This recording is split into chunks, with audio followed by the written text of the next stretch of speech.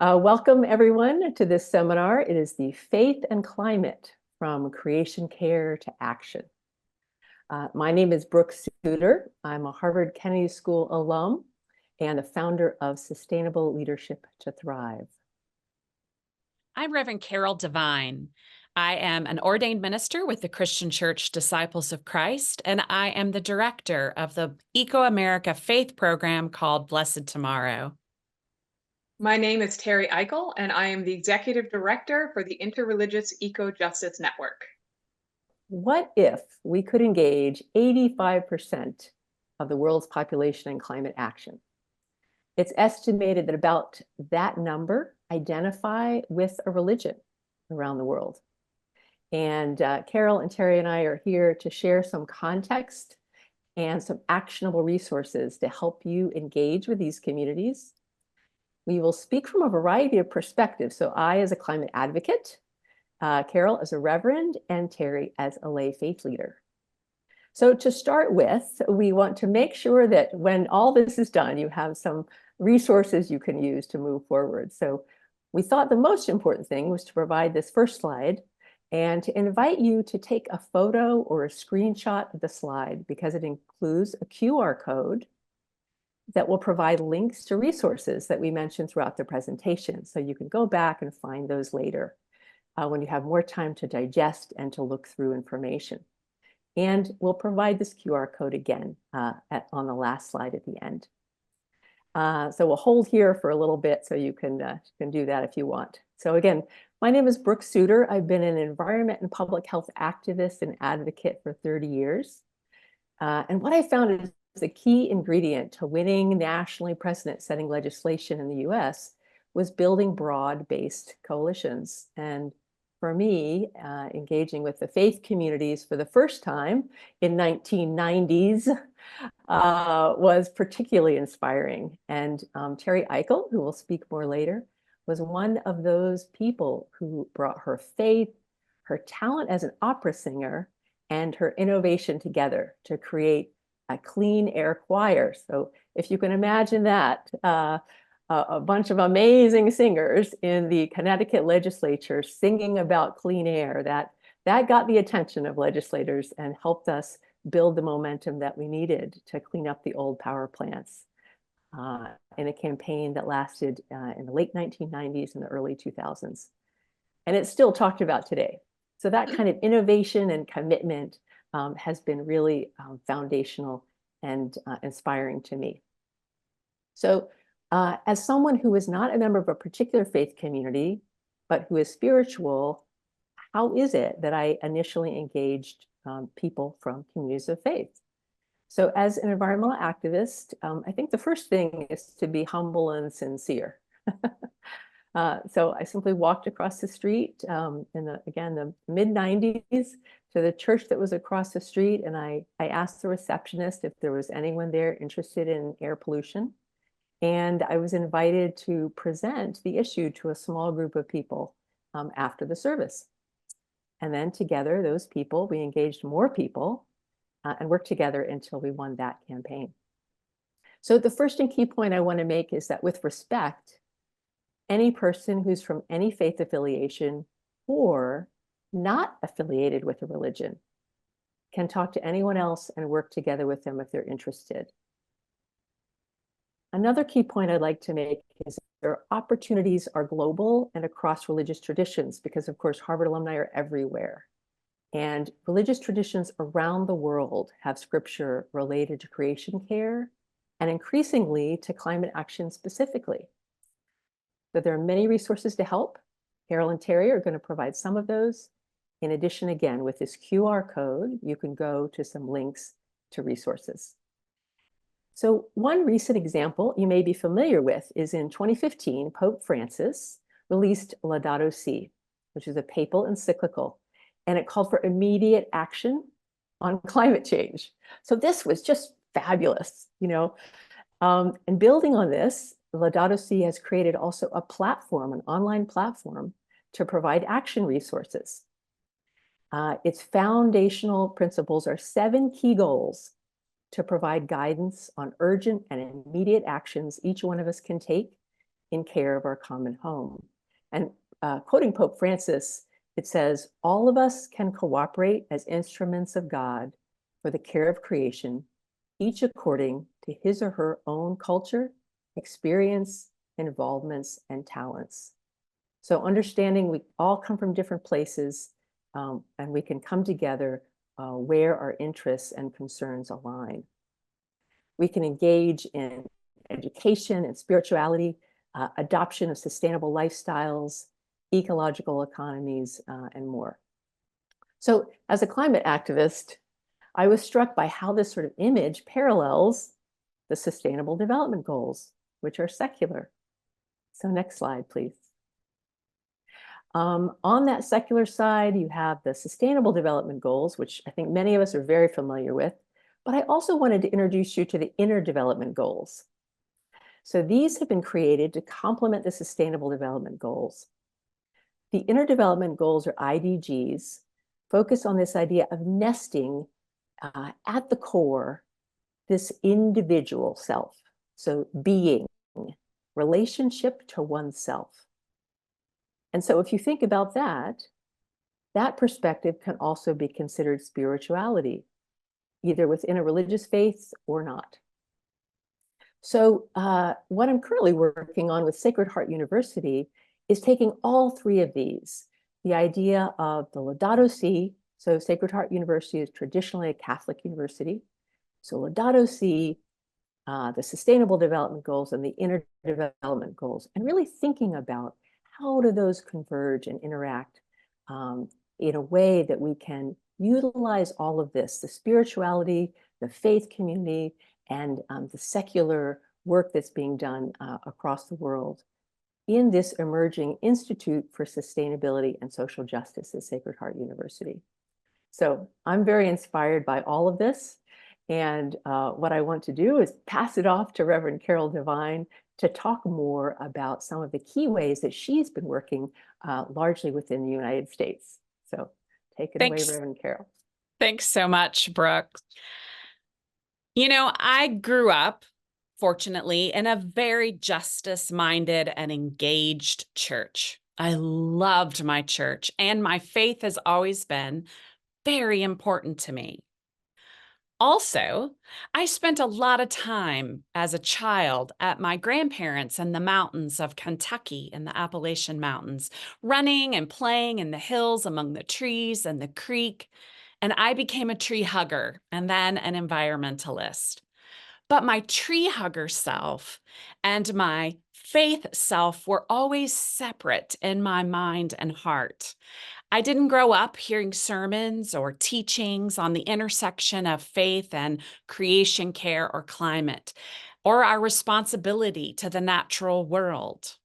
So I became a kindergarten teacher, started a kindergarten as a Peace Corps volunteer, and then taught future teachers in the College of Education at a nearby university. And life was good until I strongly felt that I was called to be a minister. So I started seminary with much reluctance.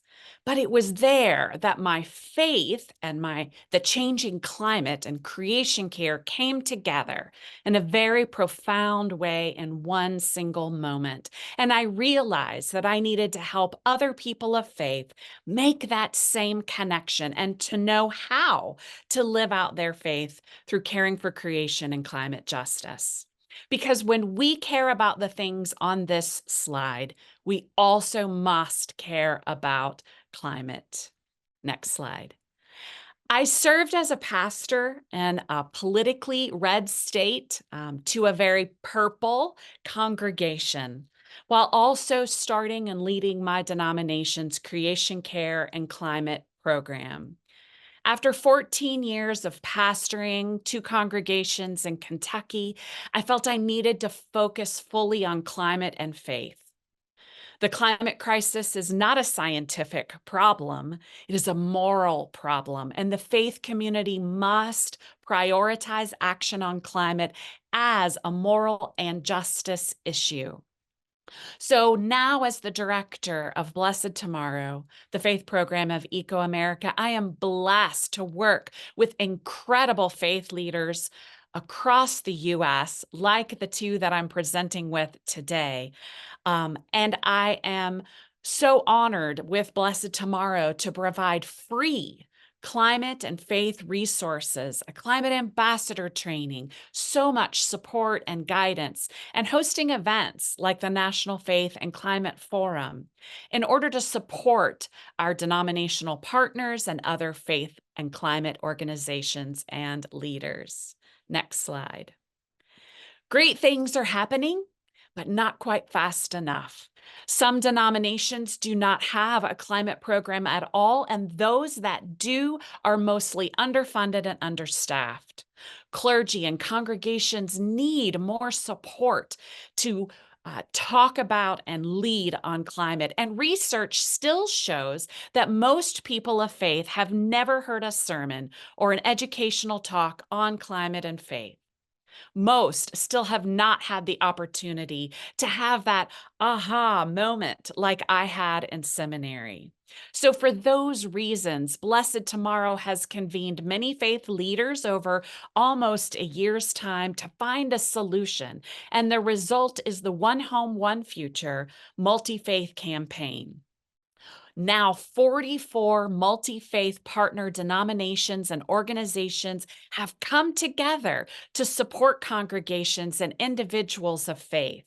Together, we educate, activate, and support clergy, congregants, youth, and all spiritual people in meaningful and just climate solutions in ways that are accessible and positive.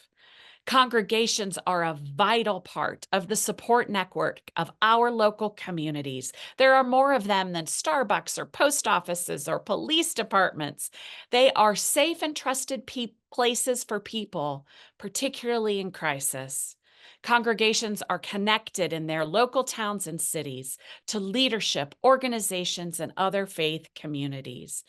We know that when congregations thrive, local communities benefit, and we know that change must happen on the local level. So over to Terry, who works directly with congregations in local communities. Thank you so much. That was wonderful. I wanted to speak a little bit about working on the ground with houses of worship individually and how we have been able to expand beyond suburban churches to houses of worship in low income and rural areas. So, one of the first things is when I meet with leaders at a house of worship, I acknowledge that religious communities are already addressing environmental crises, but we are largely reacting to them. People of faith are the largest group of individual givers in times of extreme weather disasters. Religious communities help people who are ill, providing support and childcare and meals. Religious communities have community gardens, soup kitchens, and food pantries to help people who are food insecure and lack access to fresh produce. And many congregations will also help people with basic living expenses so they don't have to choose between paying their electricity bill and buying medication or food. So I always remind people we are already doing this work, but we are reacting to the environmental problems. It's time to get at the root of these crises and incorporate environmental ministry into the tapestry of our religious work. So at IREJN, in our effort to bring more religious communities into this work, we decided to focus our programming on practical programs that address needs in the community while also highlighting the intersection of climate change with other areas of inequity. This provides us with the opportunity to build relationships and increase the network of people of faith who will lift their voice on behalf of the planet. So our first area is energy efficiency. Energy efficiency reduces energy use and energy bills. It reduces carbon emissions. It improves quality of life and has significant health benefits. IREJN helps houses of worship become more energy efficient in their congregational building. Connecticut has great programs for helping nonprofits do that. We also offer small grants to houses of worship that are located in environmental justice communities and distressed municipalities to help offset the cost of that work in their building. And then we also offer to help them organize a weatherization campaign for their members in their actual homes. Helping people become more energy efficient in their house of worship and their home has been extremely successful in providing a path for climate change outreach. The second area we focus on is food justice. IREGN provides small grants and guidance to install or expand vegetable gardens to help people access fresh produce. We started this program last year. We've worked with 3 or 4 congregations right now on traditional vegetable gardens, which have provided hundreds of pounds of fresh produce to community members in need.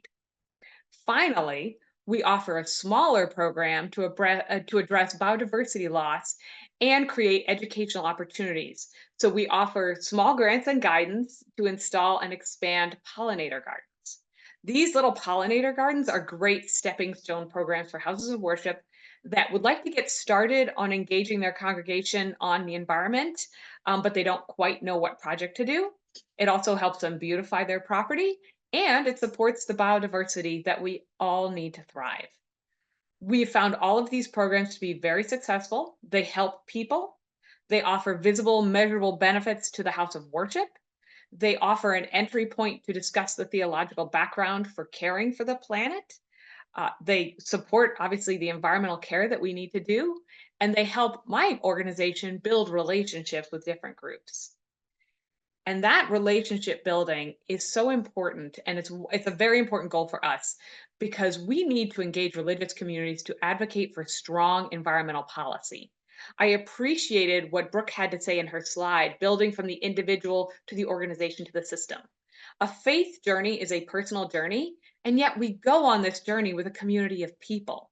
We live our values and we make our decisions as a group.